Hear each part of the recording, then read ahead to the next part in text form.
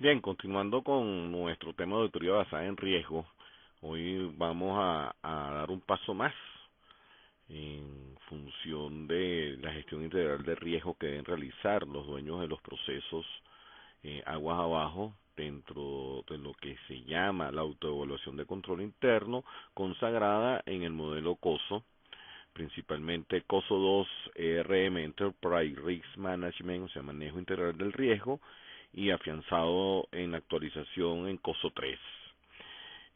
Estos modelos de control interno nos indican que el dueño del proceso y los que están interactuando dentro del proceso son las personas ideales para el diseño e implantación de un sistema de control interno basado en riesgo. Y ellos son los más ideales porque simplemente son los que están interactuando día a día con el proceso, son los que conocen cuáles son su problemática. Anteriormente en nuestra sesión anterior hemos trabajado el riesgo a nivel de auditoría para poder planificar las actividades del año, el trabajo de campo, saber cuál es el proceso que me está interfiriendo más con el logro de los objetivos de la organización para darle una prioridad de atención, saber qué tipo de auditoría la vamos a realizar, cómo vamos a conformar ese equipo de trabajo, si es con personal con mucha experiencia, si son amplios equipos de trabajo, el tiempo que le vamos a delegar a la actividad y cómo va a ser, pues, esa actividad. Si es una auditoría profunda, de cumplimiento, de autoevaluación de control interno, etcétera. También ahí hemos aprovechado para medir el valores de riesgo inherente, detección y control que tiene el auditor en el desarrollo del trabajo de campo. Pero ahora el siguiente paso es que auditoría va a tener un rol de consultor de procesos bajo técnica de coaching para procurar lograr que el dueño del proceso organice un equipo que autoevalúe el mismo en función de los riesgos que pudieran dar al traste con el logro del objetivo de ese proceso. Una vez que esto se ha implantado a lo largo y ancho de la organización, vamos a estar en capacidad de determinar, de crear, de formular un mapa de riesgo basado en procesos y controles. O sea, vamos a tener todos los controles de los procesos de la organización, medidos, categorizados, jerarquizados en los riesgos. Este es todo el proceso de auditoría basada en riesgo, más allá de los tres riesgos que tradicionalmente se están midiendo en el proceso de auditoría. Como le dije, todo esto se basa en la metodología COSO, que nos indica en una de las caras del cubo que se hace a lo largo y ancho de la organización, o sea, desde una entidad completa como puede ser una gran corporación hasta una subsidiaria, una unidad de negocio o un proceso. Así de sencillo. Inclusive yo me atrevo a decir que sirve para cualquier actividad que queremos desarrollar en nuestra vida diaria, en nuestro día a día, porque él simplemente está ayudándonos al logro de los objetivos. ¿Dónde lo vamos a realizar? Bueno, a nivel estratégico, en las operaciones, en los informes, sean estos internos o externos, financieros o no, como es producción, como es costos, como es relaciones de gastos, ¿verdad? No solo la información financiera externa como era anteriormente, aquí COSO 3 amplía el concepto, como también en elementos de cumplimiento que se da mucho en nuestro país. Va a conformarse de 8 elementos que vemos en esta cara frontal, que arranca con el entorno de control, lo que a mí me ha dado por llamar una base fundacional, ¿verdad? Que ahí va a residir todos los aspectos filosóficos de la organización. También se le conoce como ambiente de control, significa lo mismo dentro del modelo. Ahí vamos a encontrar lo que es el apetito del riesgo, el código de conducta, el código de ética de la organización, los valores y principios, los objetivos, el plan estratégico, presupuestos, normas y procedimientos, estructura organizacional, o sea, todo lo que le va a dar forma al control interno. Posteriormente tenemos una etapa de fijación de objetivos, que a partir de aquí es donde se asienta el cómo hacer el control interno en los procesos, porque la metodología COSO 2 RM asentó, nos aterrizó cómo desarrollar control interno. Anteriormente en COSO 1 era algo bastante abstracto. Nosotros acá vamos a fijar los objetivos de ese proceso de la entidad y por cada objetivo se empieza a armar una cadena donde el siguiente paso es identificar los eventos. Por cada objetivo vamos a tener uno o más eventos que de materializarse van a impedir el logro de ese objetivo. Y por cada evento que hemos identificado para cada objetivo, vamos a hacer una evaluación de impacto probabilidad, como un mapa de calor, que por el eje de la X vamos a tener el impacto y por el eje de la Y probabilidad. A medida que esa evaluación nos acerque más al punto rojo, el más lejano del vértice 00, el par ordenado 00, es porque es un riesgo, es un evento que nosotros debemos atender. Pasamos enseguida que para cada evento que hemos identificado en contra del logro del objetivo que ya hemos evaluado, le vamos a determinar una respuesta. Las respuestas son de tres tipos. O asumimos el riesgo, porque entendemos que de materializarse los efectos que él trae no son muy materiales, no son de impacto, son mucho más baratos que implantar una actividad de control, entonces por lo tanto asumimos que si ocurre nos hace un gran daño en el logro del objetivo, o lo transferimos a un tercero, que es el caso típico de los seguros. Tenemos un evento que se identifica como pérdida de un vehículo, por decir algo, por robo, y entonces simplemente nosotros contratamos una póliza, estamos transfiriendo ese riesgo a un tercero con un costo, y de materializarse ese riesgo, el tercero nos va a compensar. Y la tercera opción en la respuesta al riesgo, que es la mitigación de los eventos, es el que nos interesa para este ejercicio académico, porque cuando nosotros decidimos mitigar ese evento es porque van a ser una actividad de control, una o más. Entonces, en resumen, hasta ahora tenemos que vamos a fijar los objetivos de la organización. Por cada objetivo vamos a tener uno o más eventos. Por cada evento vamos a evaluarlo, vamos a determinar una respuesta, y para cada evento vamos a tener una o más actividades de control que nos van a ayudar a mitigar esos riesgos, esos eventos. ¿Qué se conoce como actividad de control? Bueno, lo que antes llamábamos control interno, pretéritabamente, es lo que era control interno. Hoy en día control interno es un modelo, es un sistema, ¿verdad? Pero como actividades de control tenemos la conciliación, la verificación, la aprobación, los presupuestos, las normas, o sea, toda aquella actividad que me va a ayudar o a prevenir o a detectar o a controlar esos eventos. Luego de nosotros hemos avanzado en esta cadena, vamos a informar y comunicar, que es el séptimo elemento de este modelo, informar y comunicar todo lo que se ha realizado a todos los interesados o relacionados con el proceso. Y finalmente, como todo control que se precede hacerlo, hay un octavo y último elemento, que es supervisión o monitoreo, que simplemente se trata de hacer el feedback, de hacer mediciones regulares, periódicas, que me va a poder decir si lo que hemos planificado se está cumpliendo, y más allá de si se está cumpliendo, si hay un criterio ahí que se ve en la ejecución de eficacia y eficiencia del control. Cuando vemos el modelo anterior y podemos decir que luego de la fijación de objetivos, lo más importante es identificar esos eventos, y no solo lo más importante, sino también lo que puede resultar un poco difícil, y es ahí donde reside la importancia de que esto lo haga el dueño del proceso, porque es el que realmente él está en capacidad de identificar sus eventos, los eventos de su proceso que le impide el logro de esos objetivos.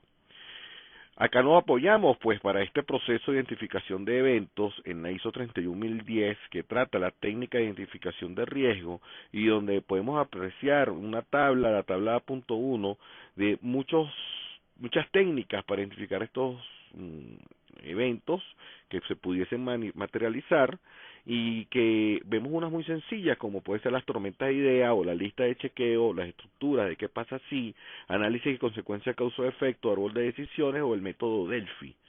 Realmente son actividades, son técnicas que son sumamente sencillas, sumamente prácticas. Y ustedes se preguntarán, bueno, ¿cómo algo tan importante dentro de la organización puede ser tan sencillo y práctico? Muy sencilla la respuesta. Debe ser así, porque si nosotros nos debemos impulsar a que se haga dentro de los procesos, si el modelo indica que lo deben hacer los dueños de los procesos y los empleados funcionarios que están inmersos dentro de su ejecución, vamos a encontrar que esta actividad, quien la va a realizar son los operadores, los obreros, el personal administrativo, que está, digamos, en los estratos más bajos de la organización, los que están interactuando en el proceso. Si son ellos los que lo van a hacer, entonces debemos hacer modelos que sean básicos, prácticos, sencillos, porque si no lo que vamos a encontrar hay un elemento más en la barrera de resistencia al cambio. Aquí vemos un esquema de lo que puede ser una lluvia de ideas. Bueno, son, digamos, informaciones que van a ir yendo y viniendo con una retroalimentación, con unas ideas que se va de diferentes, digamos, fuentes de información que son discutidas y son analizadas y son llevadas a cabo, que al final nos puede decir, bueno, hemos identificado X o Y eventos que pudieran impedirnos el logro de los objetivos, ¿verdad? Pero también tenemos el método Delphi. El método de Delphi, tal cual está diseñado en las técnicas de la ISO 31010, nos indica que a través de la combinación de las opiniones de expertos que pueden apoyar la fuente, la influencia de identificación, la probabilidad de consecuencia, estimación, evaluación de riesgo. Es una técnica de colaboración para la creación de consenso entre los expertos y la participación, análisis independiente y la votación de estos expertos. ¿Cómo funciona este esquema? Bueno, antever, ¿verdad?, el funcionamiento de este esquema, vamos a ver el segundo video subido en Google más, que trata sobre un riesgo a la seguridad nacional en Estados Unidos, un extracto de una serie.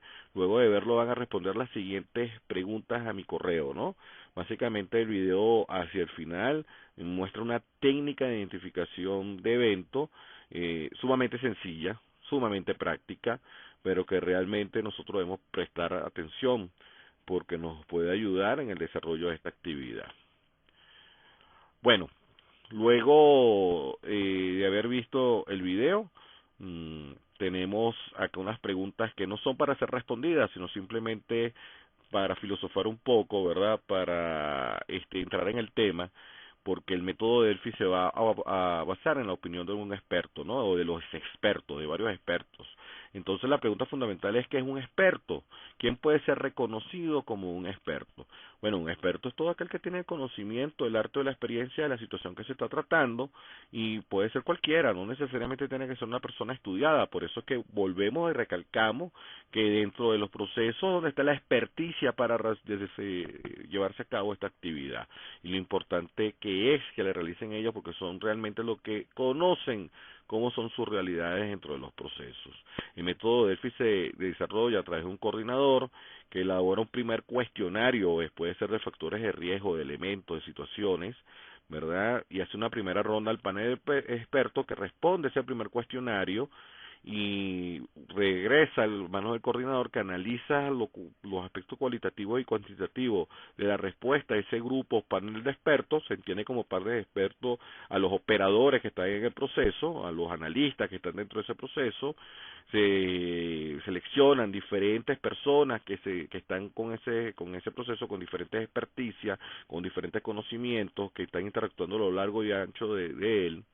Se adiciona el análisis del segundo cuestionario y se vuelve a enviar para una segunda ronda, donde el panel de expertos, aparte de hacer la lectura de la respuesta del grupo y la comparación con las propias, se llega a ese consenso y se hace un análisis final de respuesta del grupo y verificación del consenso que se ha realizado con ese panel de expertos.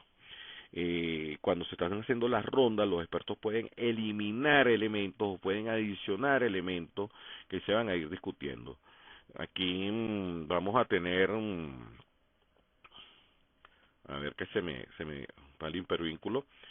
Podemos tener un segundo esquema de un proceso Delphi. Cuando se crea el grupo de trabajo, se definen los sucesos, se selecciona el plan de expertos, se va a un equipo técnico que va a elaborar el primer cuestionario, ¿verdad? Y se envía para el panel de expertos que hace la respuesta, incluye o excluye, ya le vuelve al equipo técnico que hace los análisis, se adiciona un segundo cuestionario, vuelve al panel de expertos y va al análisis estadístico final de la respuesta del grupo para presentar los resultados del grupo de trabajo donde se obtienen las conclusiones.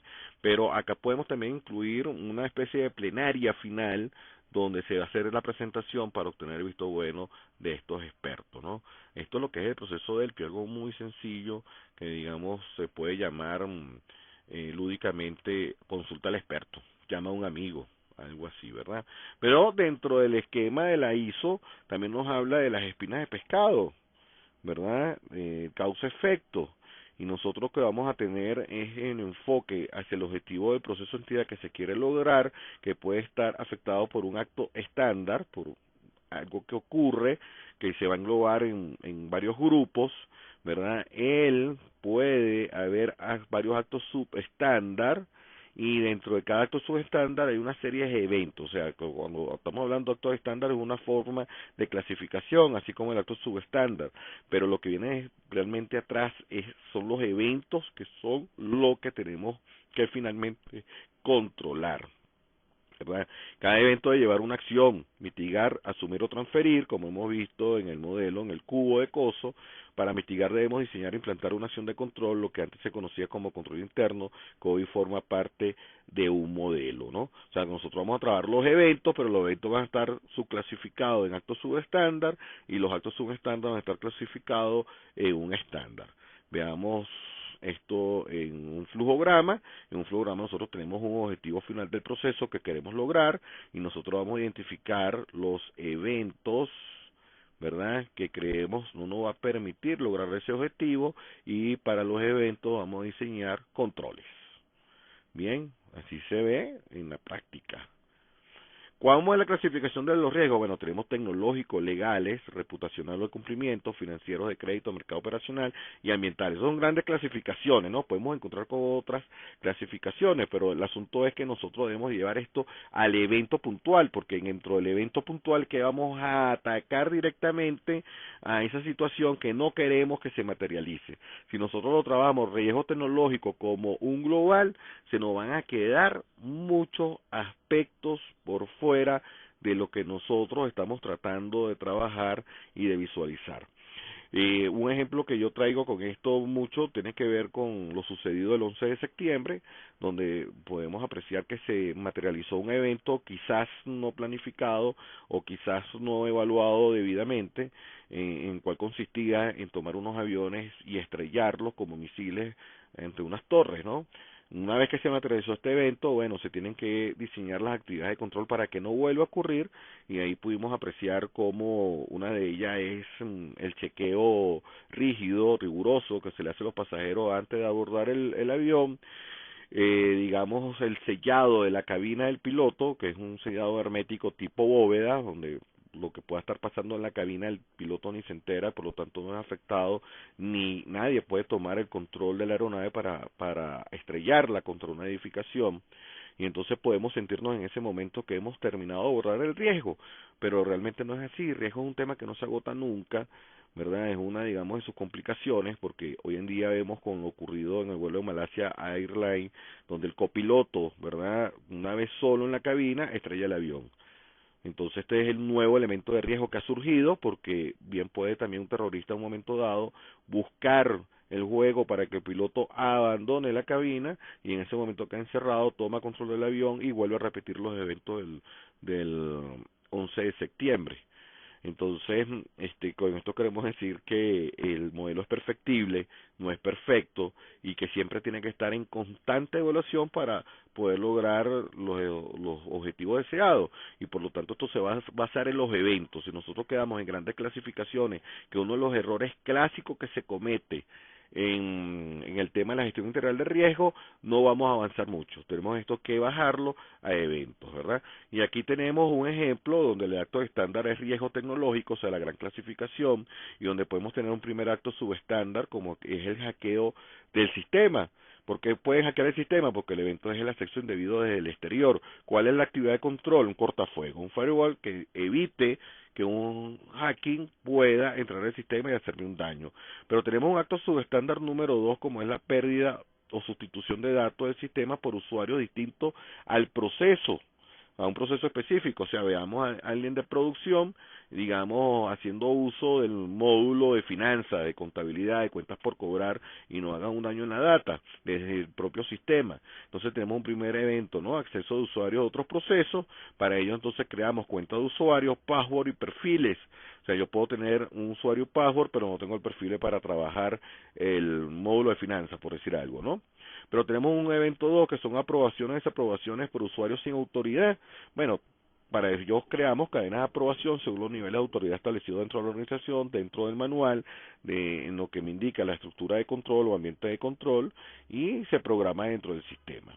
Vamos a tener un acto subestándar 3, caída del computador central, ¿verdad? En un primer evento de incendio. Entonces, para ello tenemos un sistema de detección y extinción de incendios como actividad de control, pero también podemos tener respaldos y centros alternos, como es un sitio frío o un sitio en caliente, ¿verdad? Dentro de la terminología de lo que es un riesgo tecnológico. Aquí estamos viendo dos actividades de control para un mismo evento. O sea, yo puedo con mi sistema de detección y extinción de incendio pararlo sin que me haga mayor daño, pero si el daño es total o muy considerable, bueno, tengo los respaldos fuera de la edificación que me va a permitir ir a un sitio alterno en call o simplemente activar de manera directa un hot site. Pero tenemos un tercer evento que es un terremoto, donde el respaldo y centro alterno fuera de localidad sería la actividad de control, o sea que se active otro computador que esté en otra localidad que no ha sido afectada por el terremoto, como también tenemos un plan de continuidad de negocio, o sea, trabajar manual, en otras palabras, ¿no? Este es el esquema bajo espina de pescado, donde el riesgo tecnológico va a evitar que yo cumpla con el objetivo de garantizar el acceso oportuno y la integridad de los datos, la confiabilidad de nuestros sistemas informática, ¿no? Digamos que esto es un modelo clásico, lo que es gestión integral de riesgo. Siempre yo he pensado que la gestión integral de riesgo debe venir del mundo informático, muy probablemente, ¿no? Aquí tenemos un modelo genérico que no responde a clasificación de riesgo, sino que la clasificación está propiamente integrado, ¿verdad? Es mucho más sencillo, bueno, puede ser usado fácilmente para procesos que no sean tan complicados, pero realmente yo creo que el modelo anterior es el que va a responder adecuadamente a la metodología. Ese análisis de espinas de pescado se lleva un papel de trabajo muy sencillo de 3 columnas para ir soportando lo que va a ser la memoria del trabajo de autoevaluación que se está realizando. Bien, en este momento vamos a ver el primer y tercer video subido en Google Maps que trata sobre riesgo de mantenimiento de un tanque de petróleo, un caso de Dinapetrol en Ecopetrol, y sobre un evento aeronáutico en Chile. Eso sería el primero y tercer video respectivamente, y una vez que ustedes lo observen, van a responder al correo de siempre las siguientes preguntas: ¿cómo auditores internos tenemos que ver con esos eventos y qué debemos hacer como auditor interno? Bien, para completar un poco lo que son las técnicas de identificar eventos, nosotros tenemos el modelo de indicadores adelantados, que es, digamos, lo más moderno, lo que está más en boga actualmente, que se trata de el evento de riesgo, ver cuál es el evento intermedio, indicadores causales de ese evento, y ir más atrás para identificar el evento causal de lo que me lo origina principalmente. Hoy en día esto se da mucho cuando tratamos, digamos, de inferir o de determinar los efectos que puede tener un huracán, que dependiendo de los eventos que se puedan estar dando climáticamente en África o en uno de los océanos, nosotros podemos decir que en tal momento se va a activar la conformación pues del evento de ciclón o de otra índole, ¿verdad? Dentro de lo que es nuestra área geográfica, y finalmente tener un efecto devastador como pueden ser inundaciones, como roturas de diques, etcétera, etcétera. Entonces aquí lo que se está tratando es que mi evento principal de riesgo yo pueda asociarlo a otros eventos que estén bien distantes en su ocurrencia de este principal para poderlo prevenir más prontamente, ¿no? Entonces, bueno, ahí lo vemos en situaciones ambientales. Aquí podemos ver, por lo menos en cumplimiento de acuerdo de deuda en banca, ¿verdad? Nosotros podemos prever esto cuando tenemos tendencias en las ventas o efectos de disponibilidad o cambio de préstamos a corto plazo, etcétera, que el gerente de crédito de la banca puede decir: un cliente X me puede incumplir porque yo lo estoy viendo acá, y lo puedo ver más temprano aún cuando decimos que el reporte financiero de los clientes, o reporte de las industrias, o condiciones económicas, o tendencias de precios, o cuestiones laborables, capacidad instalada, etcétera. Es decir, por ejemplo, ¿verdad? banca pública pudiera estar diciendo ahorita, he abierto masivamente a las tarjetas de crédito por el asunto de los cupos electrónicos de viajero, tengo nuevos tarjetavientes, esto puede al final del día incumplirme los acuerdos de deuda de la mayoría de mis clientes, entonces yo tengo que, una vez que se ha dado, que se me ha entregado esa responsabilidad, bueno, abrir unas actividades de control para que me ayuden a que este evento principal o que me afecta directamente no se dé o minimizar su impacto muy temprano, ¿no? Esta es la intención de estas nuevas tendencias, ¿ok? Aquí tenemos algo de supervisión de banca también, incumplimiento en planes de fiscalización y supervisión, por ejemplo, una superintendencia de banco. ¿Por qué? Porque hay el incremento de fusiones en la banca pública por bancos que han estado en mala situación financiera y se fusionan, el Estado los interviene y va a una fusión con la banca pública, digamos, monstruos grandes comiéndose bancos pequeños, y hay un evento causal antes de esto que es el incremento de la entidad financiera con insolvencia.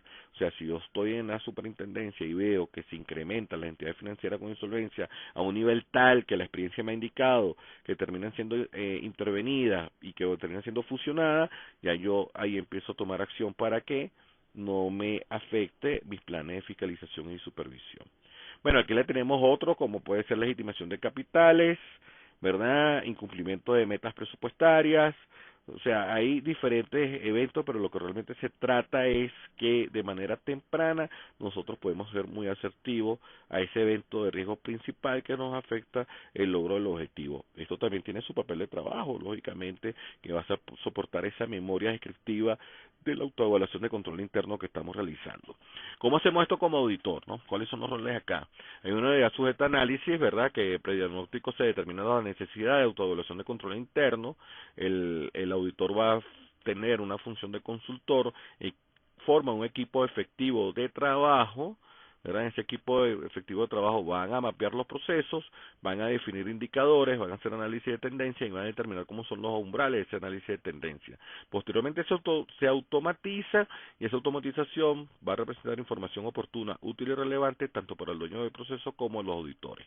Esto que está acá, este gran círculo de aquí, o podemos hablar de todo este esquema, es lo que hemos dado por llamar auditoría continua, porque una vez que esto está automatizado, podemos decir, hágalo todos los días, hágalo cada vez que finalice el proceso, hágalo todos los fines de mes, ¿verdad? Está automatizado y reafirma, realza, nos apoya en ese avance que nosotros hacemos en ser omnipresente en la organización. Esto lo vamos a tratar un poco más adelante, con mayor profundidad, que son los esquemas modernos, ¿no? De apoyarnos en tecnología de la información para lograr el control de un proceso. Bien, lo que sigue son las reglas para la herramienta, la gestión integral de riesgo no proceso, para lo cual haremos una siguiente sesión. Espero que con esto podamos tener una buena visión de lo que es la gestión integral de riesgo dentro de los procesos, vista desde la posición de los dueños del proceso. Recuerden que aquí auditoría va a hacer su trabajo de consultor para que el proceso pueda desarrollar esta autoevaluación, pero también va a hacer unas rondas para evaluar lo que ha hecho el proceso en términos de eficiencia y efectividad, en calidad de lo que se ha realizado, para poder determinar de manera temprana que realmente los riesgos van a ser mitigados y que realmente se ha hecho un trabajo serio y que realmente el proceso está cumpliendo con lo que él mismo se ha comprometido a realizar. Bueno, esperemos con esto pues que estemos avanzando en nuestro tema de la autoridad interna avanzada en